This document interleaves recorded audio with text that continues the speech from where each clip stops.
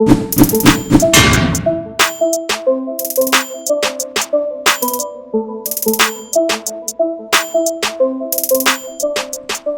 once again. I am Earl with Victory Leadership, and we are looking at Robert Greenleaf's servant leadership model. And we have arrived at the 10th and final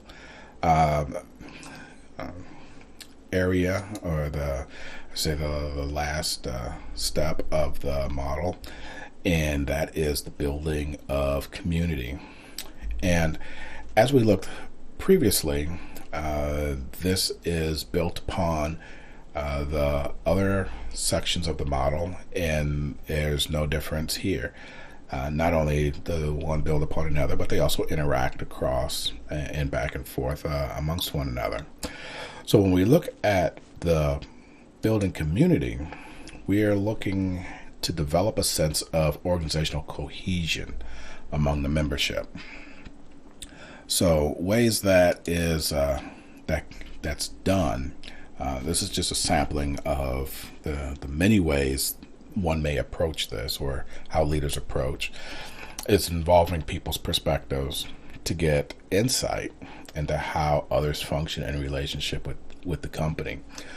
So elements like perceived organizational support.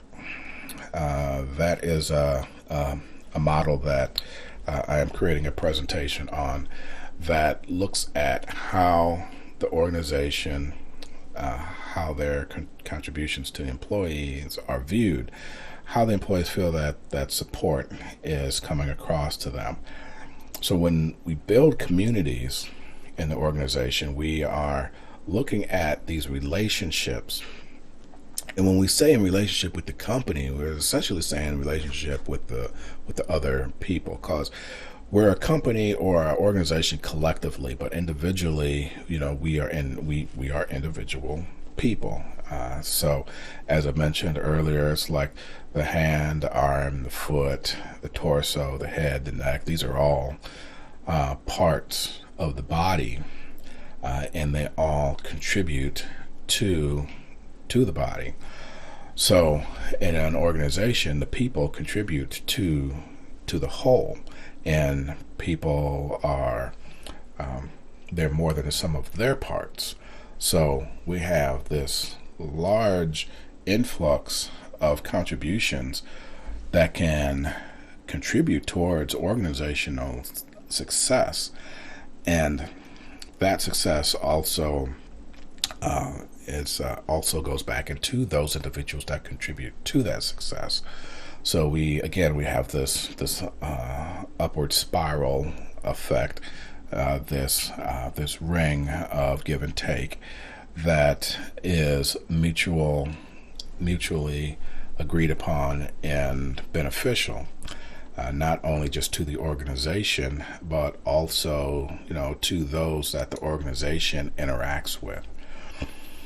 So when we develop ways of transcending corporate boundaries, we can contribute to a clan-type corporate culture. So a family-like environment, not necessarily family in the sense, of course, of a cousin, mother, daughter, sister, brother, and so forth, but almost to that extent where there are people that we interact with that we have a certain level of care for, like family, and in some cases even beyond. So when you're in the work environment and you're with these people on a regular basis, then it's helpful that the people that you're working with are a part of a desired overall community that contributes to the growth and well-being of one another. Now, the organization then contributes resources to making this happen. And one of the elements is models like LMX, which is Leader Member Exchange, which is a growth from the vertical dyad theory. Now, leaders then can draw insights into the members by developing these exchanges that contribute to this interaction, this relationship that is built, and people who are in the in group, then the idea is, from a positive strength-based approach, to keep them out of isolation or out of the out group. Now, another area that I'll present on is leader-member exchange, specifically how in-group and out-group relationships function as according to that model. However, from a strength-based approach, I believe that the out-group is a place that people will find themselves in day one when they, potentially, when they are first hired with an organization. The idea is to bring them into the in-group, because the out-group is not necessarily a place where we want people to be. And the in-group people are more cohesive. They reciprocate the actions of one another and develop this working relationship where people don't always necessarily have to agree, but they do respect one another.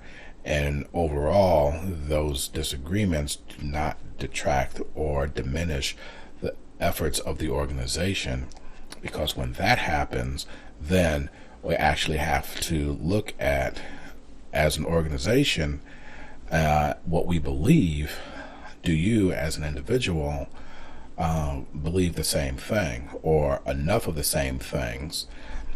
So people who are members of certain organizations have certain hopes, goals, dreams, values, and so forth. So for someone who engages in certain practices that goes against those ideals is not going to, it's likely that they're not going to be happy with certain organizations that have a different set of values. So while the organization may be great, a great organization to work for, because they try to take a broad swathe of these different perspectives as they come into the workplace to funnel them into a method that helps promote organizational goals while respecting the rights, hopes, goals, and dreams of the individuals, and leveraging that strength to not only support and uplift the individuals, but not only the company and those who we also operate for while we're here as an organization in the first place. So in those cases, then we can find people who have a diverse set of ideas, goals, hopes, dreams, and beliefs, while respecting and putting aside the differences to embrace those things that we collectively agree on as the most important areas of our beliefs. And then we can respect the differences that we have as individuals, and to may even gain a deeper understanding into why we believe the changes or the differences that we do. Some of those can just lead to an understanding of what that is, to others wanting to share those to a deeper level. And when we build a community in our organizations, not only does the individuals, I think it would be criminal for us not to allow the individual to come in and present a manifestation of themselves and who they are, as long as it's done respectfully and it's not done oppressively to other members, that we can then create a forum to understand one another to a deeper level. And similar to the story I had mentioned before about the two warriors who fought to themselves and then went before the final battle between the two of them, after getting to know each other, they turned and walked away, is because that it's difficult to have an adversary that you know, that you understand. There are some examples of this in World War I, where we had soldiers crossing trenches that were interacting with one another in a method that did not seem adversarial. And the idea was, why, should you be my enemy? So if we have and can develop that level of understanding, then we can build a community, whether it's between the R&D department and personnel department and legal department and accounting department and environmental services department, all of these different elements of the organization that have a certain persona that develops around the tasks that they do, that they are more than just that. That's a large part of who they are. But when we understand who they are and go a bit deeper, and the opportunity is there to the level in which people are willing to share, then this level of community that we create can look at the challenges in the organization and approach them with a certain level of optimism that can transcend that of other companies. And then that can be, for lack of a better term, become the secret sauce of that organization's success. So with that, that is pretty much brings me to a conclusion here. And if we look at what we have gone through in this series, we see that SL, or servant leadership, there are 10 elements that work together to help create a sustainable environment of mutual assistance and benefit. And that vision needs are outwardly focused, except for those times where inward focus is required. And as I mentioned, kind of like the airplane with the oxygen mask, put your own mask on first before assisting others, because if you don't do that, your ability to assist others may go away. We need you. So that's a unique balance, and I believe that continuing between the two, as I had mentioned earlier, is stewardship between altruistic thoughts and agency. And servant leadership, it's not necessarily being a servant in a traditional sense like we may envision a waiter or waitress, but that is a mindset for those who hold similar values and are willing to adapt this type of leadership model. There are other leadership models out there, and there are other perspectives.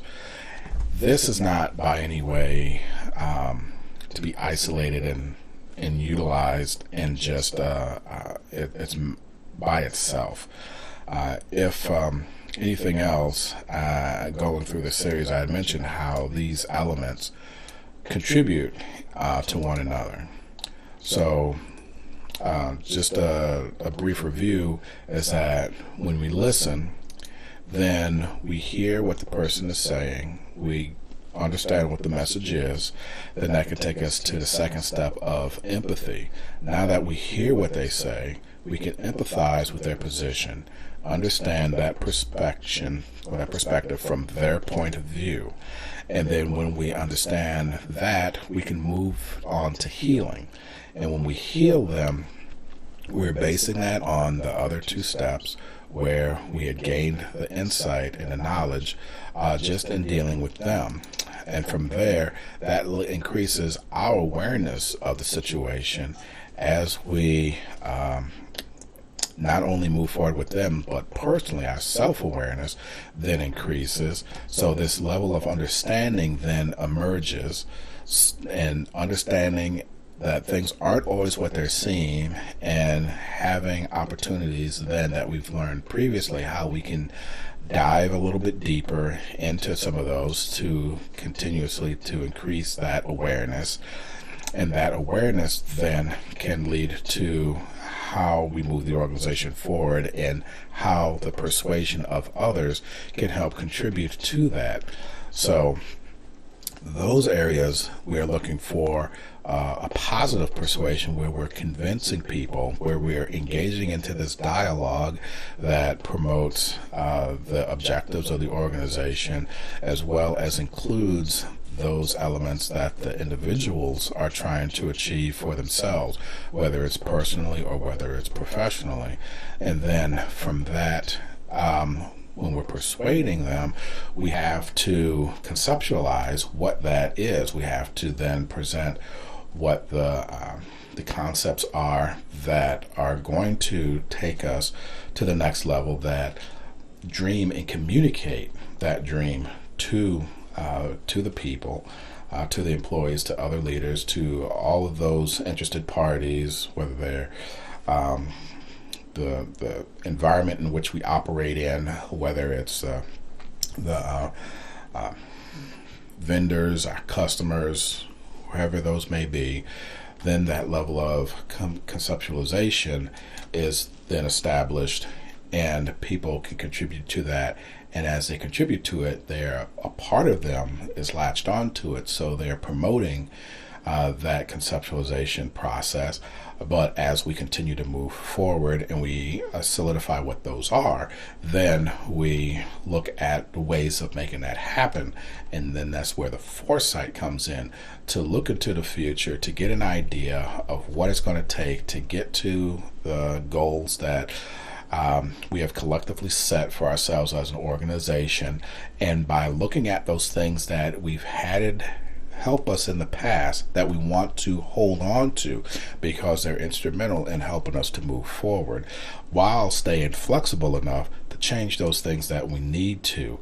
And as we go forward to the steps, through the next step of engaging stewardship, we have this desire to want to optimize the resources that the organization has to accomplish those goals. And stewardship is not only just taking the resources of the organization as far as those tangible resources, but the people, and people are more than the sum of their parts. So there is a lot of resources that the organization has at its disposal, maybe even far more than it may ever leverage. But when those resources are optimized, then it can contribute towards moving the organization into the direction that is necessary for organizational prosperity. And through that, we commit to the growth of others to help them achieve what it is that we've asked them to do, moving forward in a direction that then contributes to not only the growth of themselves, but the growth of the organization, and the reciprocity that can arise from the investment into others. As an organization, we do look at leadership as the overall stewards of the resources. So it's more, there's more cases where the olive branch will come from leaders, because that's where collectively more of the olive branches exist. So when the contribution into the individual to their growth is committed, then that will again create this upward spiral effect of reciprocation to commitment to the organization, to make the organization as great as it can be. And through that, we interact and we work with one another to build this sense of community, where we look at these things that we have in common, that we share, that we believe in, and use those as a springboard to those areas that we may not understand so well, but recognize they exist, have a desire at times to understand and learn more, and to appreciate the people for who they are. So we look at those things that make us the same, so we can celebrate those things that make us unique. And as an organization, we can put forth all of these elements together in a way that contributes and accentuates other leadership models and other endeavors to collectively to create this unique custom solution for companies that want to move forward and do so with a collective corporate advantage in a way that is difficult or hard to reproduce in the marketplace, to become ultimately a case study for success that builds an organization that people are positive and want to become a part of and want to join, because a lot of these elements have contributed to not only the betterment and the good of the company, the customers, the vendors, and so forth, but to the individual, who are greater than the sum of their parts, that come together to create something spectacular and wonderful. So that I see as the servant leadership model, not necessarily at like I said, at servant level as we may see with like with a restaurant. Now, I would say that at that level, I believe that anyone who serves me in a restaurant is important. I see it as an opportunity for interaction and a person that makes my day just a little bit better, if not a lot better. And as a servant, that power or that ability that you have to do so, I don't see why a leader would not want that. So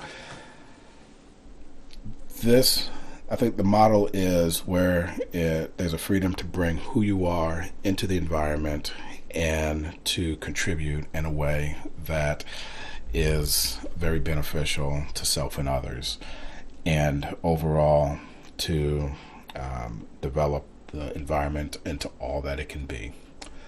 So that pretty much concludes the last step in the conclusion on the servant leadership process. Again, I thank you for those who went through all 10 steps to see and hear my perspectives on it, that you find some benefit and gain some wisdom that you can then utilize in your own organization.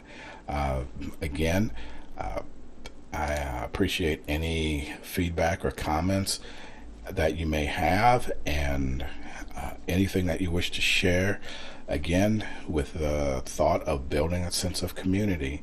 And thank you. And again, my name is Earl with Victory Leadership, and good leadership leads to victory.